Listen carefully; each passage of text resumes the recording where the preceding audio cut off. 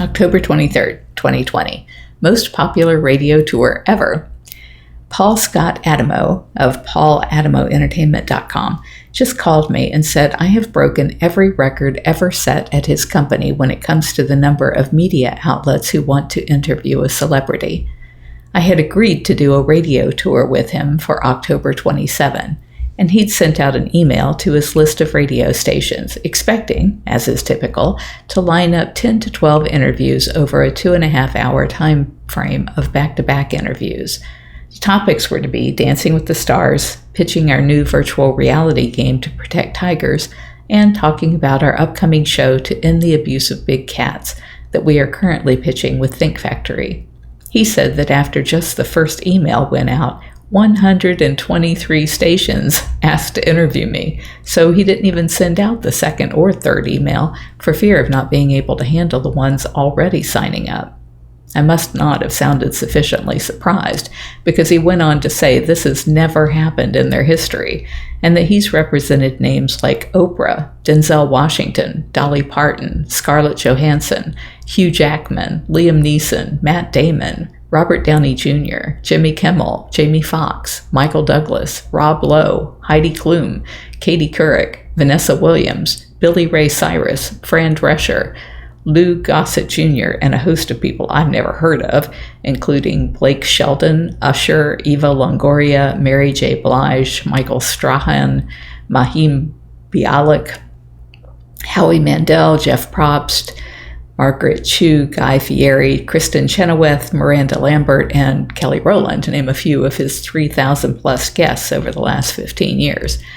I went ahead and told him I could do 2 more of the 2-hour tours for October 29th and 30th, and all will be in the 9 a.m. to 11:30 time slot.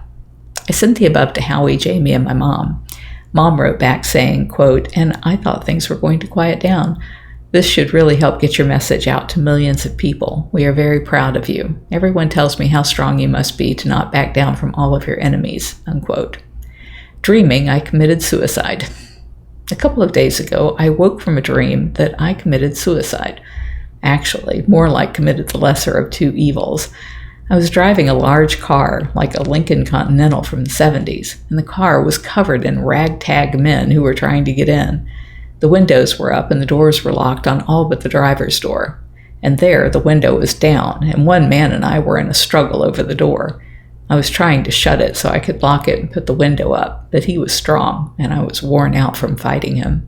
The car was poised toward a steep cliff, and deciding the fate that awaited me at their hands could only be worse than dying in a fiery crash, I gunned the accelerator, taking all of us to our deaths. It does sound like something I'd do.